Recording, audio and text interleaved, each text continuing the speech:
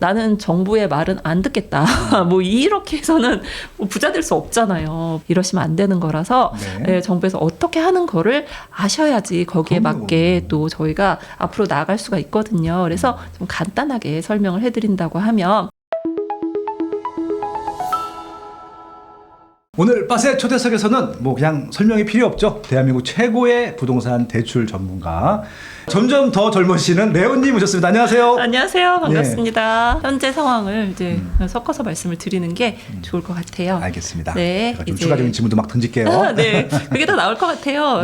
이제 2025년에 이제 대출 전망이라고 해서 네. 제가 이제 제목은 뽑았는데 사실 지금 시장은 규제 지역이 이끌고 있다라는 생각을 좀 더 많이 하고 있고요. 네.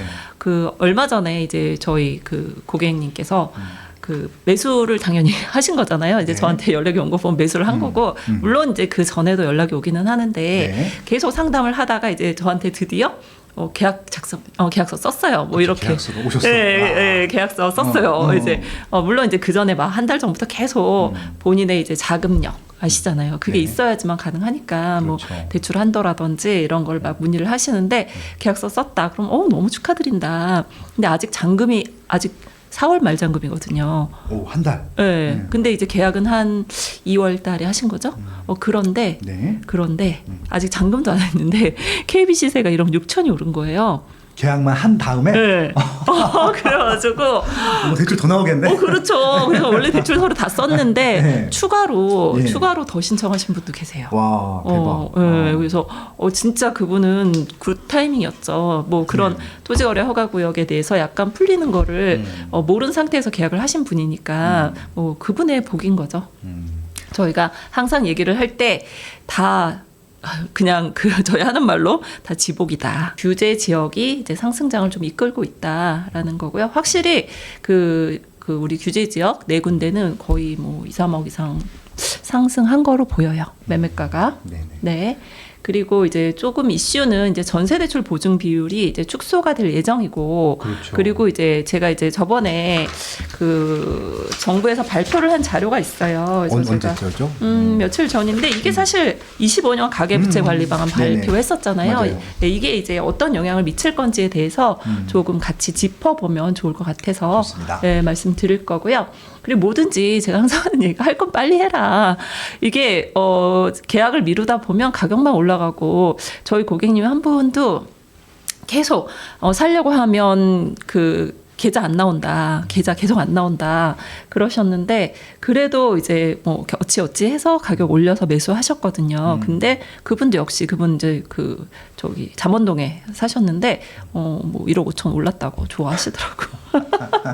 그러니까 이게 진짜 망고에 질린 것 같아요. 할 거면 네. 빨리 하자. 맞아요. 부분인데 그냥 안 할 거면 마음을 딱 접던지. 그러니까 이제 이게 사고 후에 하더라도 하긴 더 싸게 사시는 분들이 있으면 배가 좀 아프겠지만 그렇죠. 그건 시간이 대부분 다 있게 해주고 맞아요. 일단 그때 안 샀으면 그거로도 못 샀을 거 가능성이 높기 그쵸. 때문에 네. 그리고 나중에 또 팔 때 잘 팔면 되잖아요. 그렇죠. 예. 네. 그래서 할 거면 빨리 하시는 게 좋을 것 같고요. 대출은 제가 이제 항상 드리는 말씀이지만 정말 살아있는 생물이에요. 예, 얼마 전에 저랑 이제 전화 인터뷰 하셨잖아요. 네.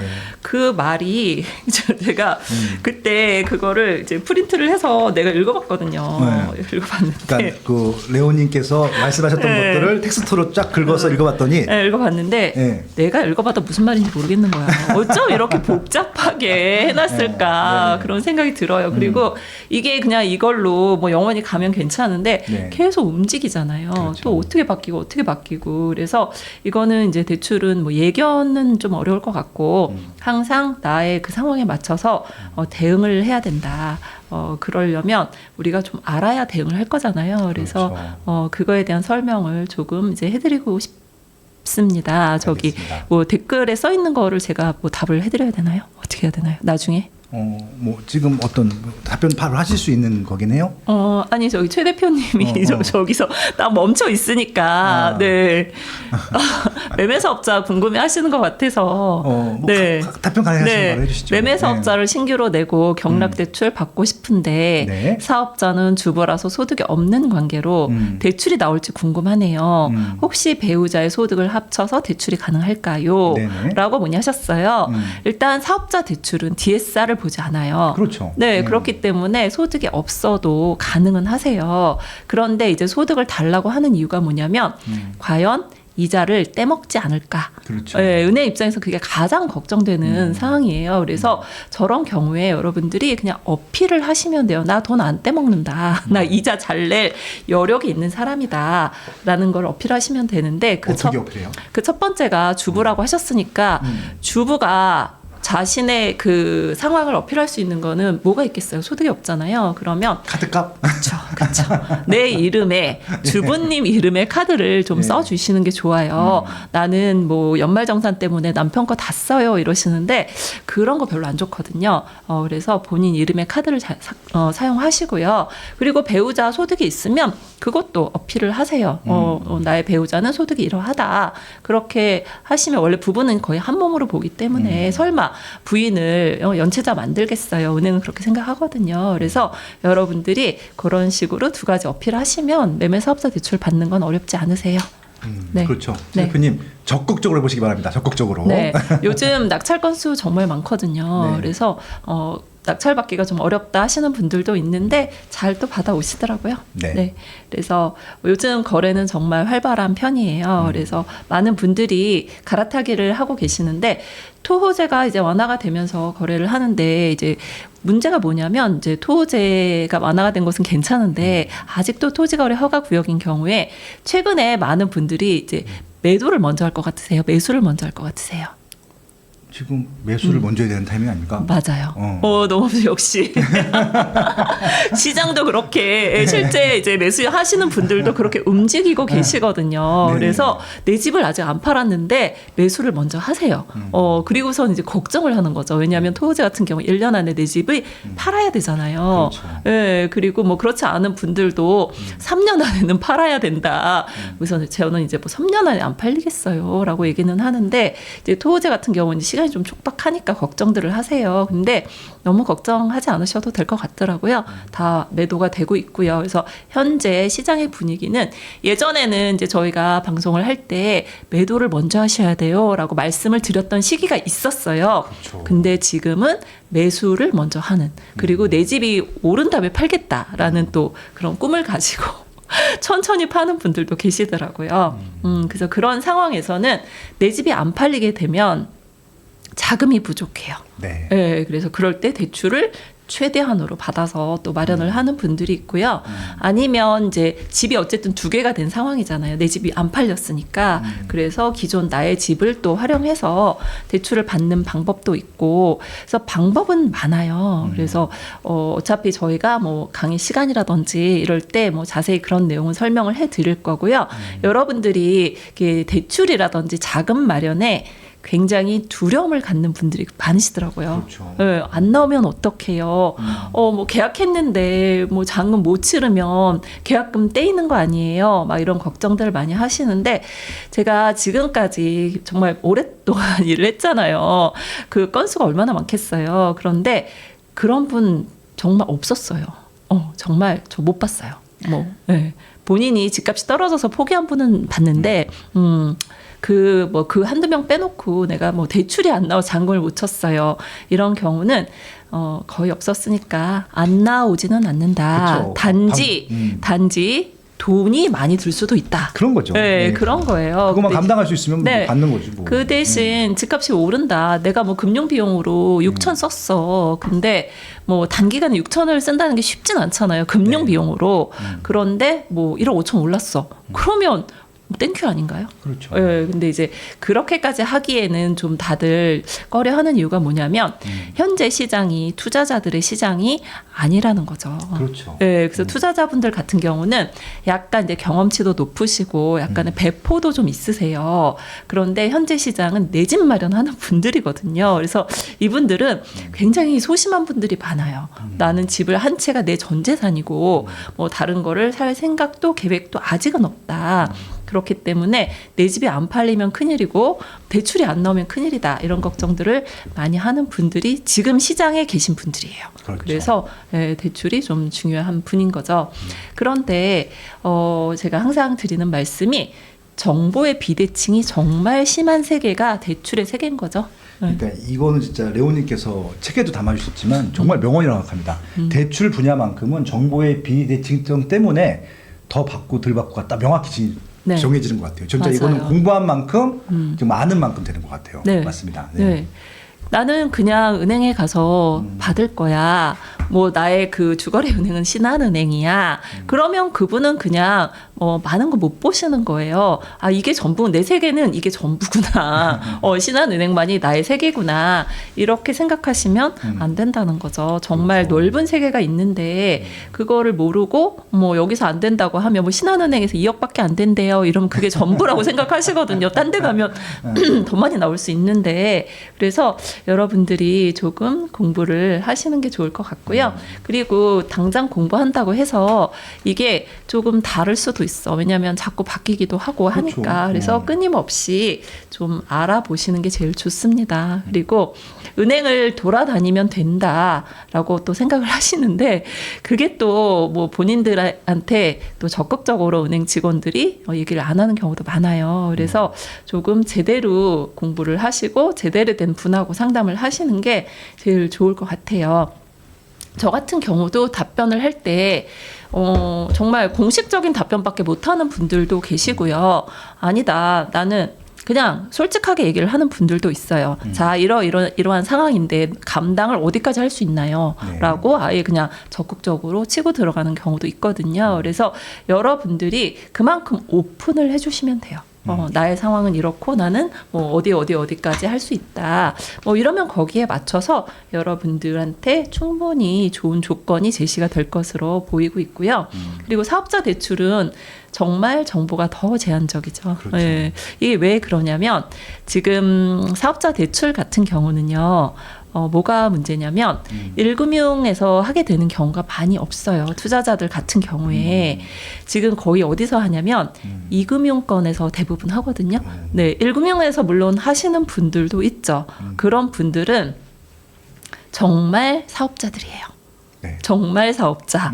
내가 뭐 예를 들면 인테리어업을 해. 그래서 매출도 충분하고 그래서 사업에 돈이 필요해. 이런 분들은 자금 소명이 가능하세요. 네. 내가 정말로 인테리어업에 대출을 쓰신 거잖아요. 그렇죠. 예, 그런데 내가 지금 사업을 시작하려고 해.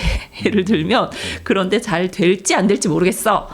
나는 투자자야. 그래서 일단 사업자 대출이 필요해. 뭐 이런 제가 아까 우회해서 말씀드린 건데 알아들으시겠죠. 예, 그런 분들 같은 경우에는 이금융권을 이용할 수밖에 없어요. 왜냐하면 자금 소명이 어려운 분들도 있고 뭐 당장 사업이 잘 안 될 수도 있는 거니까 그런 경우에 사업자 대출은 저희가 뭐 지역 농협이라든지 신협이라든지 수협이라든지 이런 쪽에서 진행을 하는데 여기는요 우리가 뭐 국민은행 이러면 전 지점이 거의 조건이 같아요.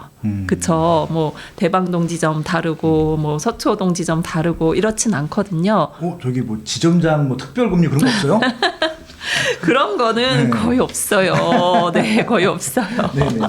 지점장님 안다고 막 네. 싸게 해준대요. 막 이러는 분 계신데 그 지점장님 뭐 칠할 필요도 없네. 막 자기는 지점장이라고 자랑하시는 분들도 계셨는데. 뭐 지점장 정결로 해서 사업자 대출을 뭐 적극적으로 깎아준다라고 할 수도 있지만, 네네. 예, 그거는 그 지점이 뭐 마침 뭐 그런 그 수요가 필요했던 그런 지점일 수 있는데 거의 비슷해요. 그런데 이 이제 그 수협이라든지 단위 농협 같은 곳은 지점 하나하나가 각각의 은행이라고 생각을 하시면 돼요. 그래서 지점에 따라서 정말 많은 차이가 있을 수 있거든요. 그렇기 때문에 여러분들이 그 많은 지점의 대출 정보를 알 수가 없다는 없죠. 거죠. 예. 네. 그래서 현재 사업자 대출이 대환이 엄청 잘 진행이 되고 있어요. 왜냐하면 예전에 저희가 사업자 대출 받았던 분들 현재 금리가 몇 프로 정도 되세요?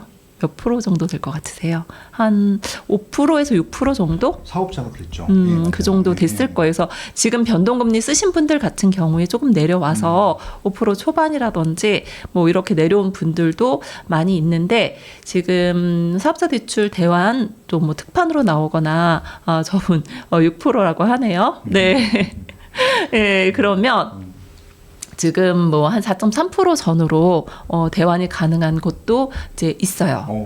그렇기 때문에 여러분들이 내가 지금 금리가 너무 높다, 사업자 대출 때문에 미치겠다, 뭐 이런 분들도 많이 있거든요. 그래서 그런 분들은 좀 지금 시기에 대환을 알아보는 것도 나쁘지 않을 것 같아요. 그리고 사업자 대출 같은 경우는 대부분이 변동금리예요. 저는 그래서 더 좋다고 생각해요. 지금 만약에 고정금리로 바꿔버리면 앞으로 우리가 금리는 내려갈 거잖아요. 그런데 내가 지금 고정금리로 딱 실행을 해버리면 속상할 수도 있죠. 그래서 지금 상황에서 사업자 대출이 너무 높다 하시는 분들은 한번 고민을 해보는 것도 좋을 거라는 생각이 들고요. 좋습니다. 네, 그리고 이제 저희가 이제 정책자금 대출에 대해서도 간단하게 짚고 넘어가려고 해요. 이것도 뭐 저기 혜택이 주는 거 막 그런 뉴스가 나오던데 맞아요? 혜택 점점 혜택은 뭐 줄어들 거라고 생각이 들어요. 네, 그리고 혜택을 주더라도 받을 수 있는 사람들의 조건이 조금 더 이제 그렇죠. 그런데 그것도 저희가 항상 빨리 받는 게 좋다.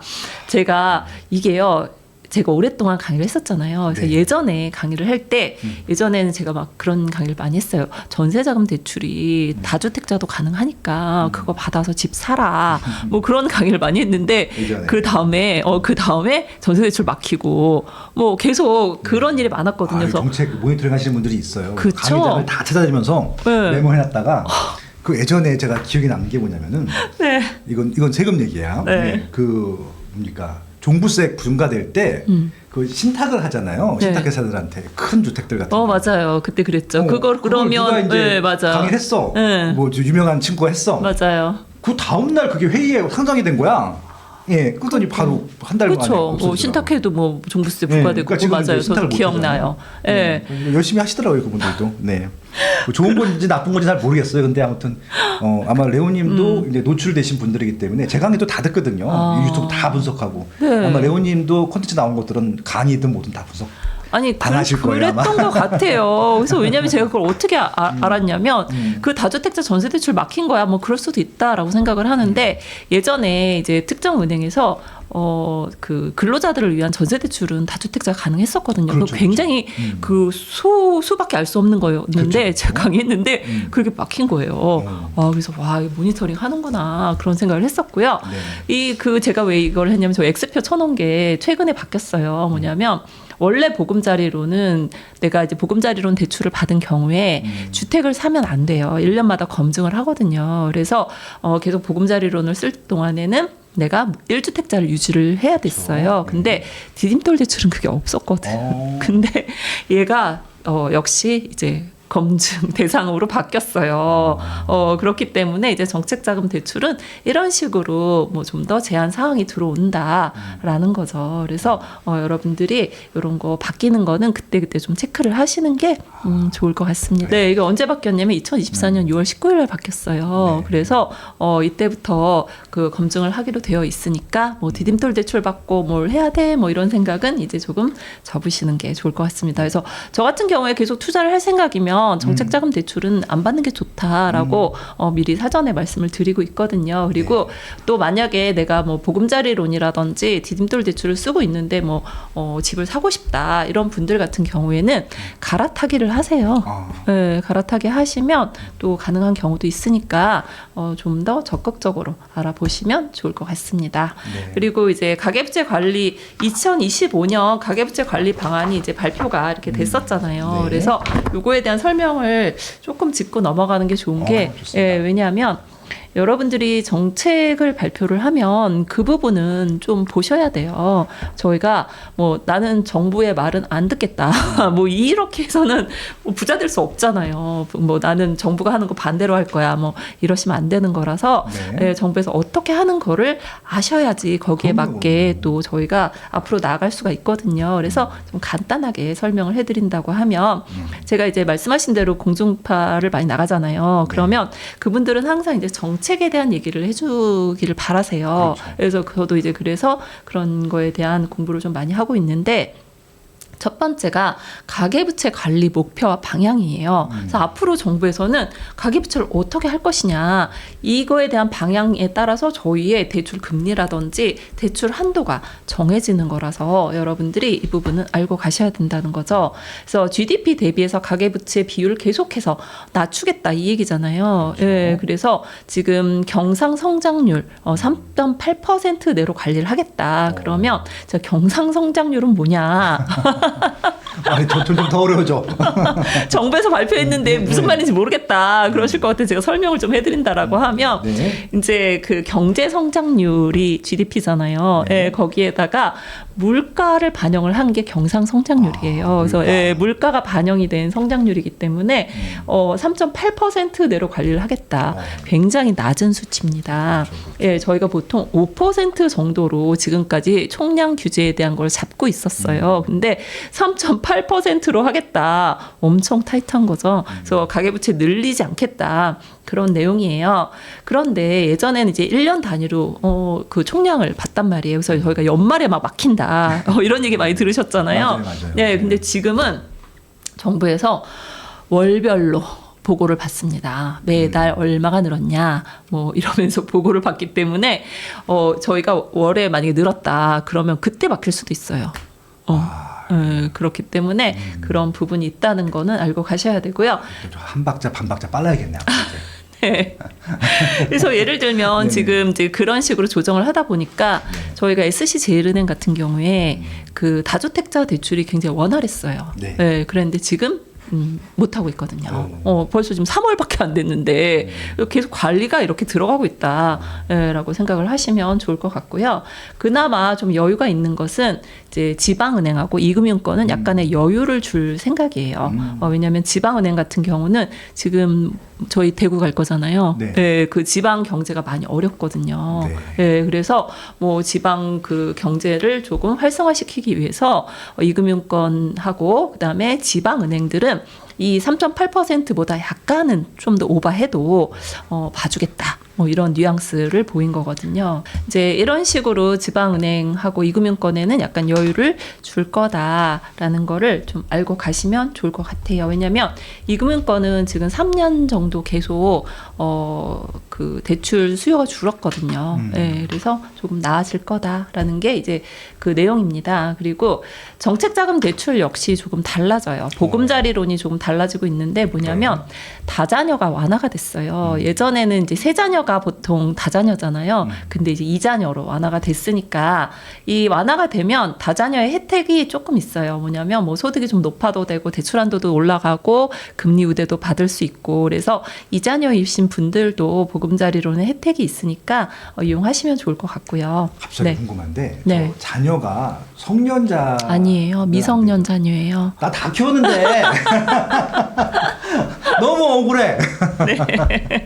그렇죠. 맞아요. 네, 미성년 자녀예요. 네. 그렇기 때문에 혜택 받을 수 있는 분들은 받으시면 좋은데 네. 이 보금자리론의 주택 가격이 약해요. 6억밖에 안 되기 때문에 그렇죠. 많은 네. 분들이 좀 혜택을 못 받을 수도 있어요. 근데 이제 저희 그 수도권 그쪽은 또 가능한 분들이 많이 있으니까 활용하시면 좋을 것 같아요. 그리고 중도 상환 수수료가 보금자리론 역시 이제 인하가 될 예정입니다. 지금 현재 은행들의 중도 상환 수수료가 엄청 싸졌어요. 아시죠? 0.6% 전후로 굉장히 파격적으로 저렴해졌기 때문에 지금 대출 받는 분들은 혜택을 좀 받을 수 있고 보금자리론 역시 인하가 됐으니까 여러분들이 내가 이게 인하가 되면 좋은 게 뭐냐면 보금자리론은요 만기 보정금리예요. 만기 고정이다 보니까 지금 금리 만약에 4%에 실행했어 그랬는데 금리 이제 떨어질 거잖아요. 저희가 사실 더 떨어뜨려도 되는데 그걸 못하는 이유가 이게 너무 신규 대출이 일어나고 막 이럴까봐 이제 조절을 하고 있는 상황인데 네. 그러다 보니 내가 현재 너무 이제 보금자리론을 받았는데 너무 비싸. 그러면 갈아타게 하고 싶을 거잖아요. 제가 뒤에 이제 갈아타게 설명을 좀 더 해드릴 거긴 하지만 네. 예, 그런데 이렇게 인하가 되면 상한 수수료 내더라도 네. 훨씬 이익일 수 있으니까 좋죠. 네, 그리고 이제 여러 가지로 뭐 바뀌는 것 중에 하나가 생활 안정자금 대출이 보금자리론이 이제 조금 가능하게졌어요. 근데 이제 뭐 물론 뭐 그냥 나 돈 필요해요 이래서 해주는 건 아니고 뭐 소상공인이라든지 뭐 지방 뭐라든지 뭐 세금이라든지 뭐 몇 가지 거기에 조건이 맞으면 가능하니까 뭐 보금자리론 쓰실 분들은 이렇게 하시면 좋고, 그리고 여기 밑에 보면 써 있네요. 소상공인 비수도권 주택 세금 납부를 위해서 맨 밑에 있으니까 쓰시면 좋고요. 그리고 저희가 보금자리론 같은 경우는 그 수탁은행이 따로 있어요. 뭐 아무 은행이나 가서 해주세요 이러면 안 되거든요. 그렇기 때문에 뭐 저희가 뭐 5대 시중은행하고 되는데, 이번에 이제 카카오뱅크하고 K뱅크도 취급한다고 하니까 네. 여러분들이 좀 더 편하게 할 수 있지 않을까, 뭐 그런 생각이 듭니다. 그러니까 이게 보금자리론은 이게 정책 자금이기 때문에 네. 은행 입장에서는 뭐 큰 이게 좀 기꺼이 뭐 자기들 뭐 그런 건 아니잖아요. 그렇죠? 그쵸. 저금리 네. 상품이고 그냥 네. 그냥 대행하는 거지. 그렇죠. 그런 거죠. 약간의 예. 수수료, 대행 수수료만 그런 거기 약간 뭐 드시고 계시는 상황인 거죠. 그러니까 이런 네. 건 악착가출은 찾아 먹어야지. 네. 은행은 이제 금리 장사하는데 이거는 금리 장사 해먹을 게 없는 거니까 그쵸. 받아야죠. 네, 예. 맞아요. 그러니까 저희가 대출을 할 때 뭔가 조건이 까다롭다, 하기 어렵다, 그럴수록 혜택이 좀 많다. 그렇죠. 네, 그렇게 생각하시면 되고요.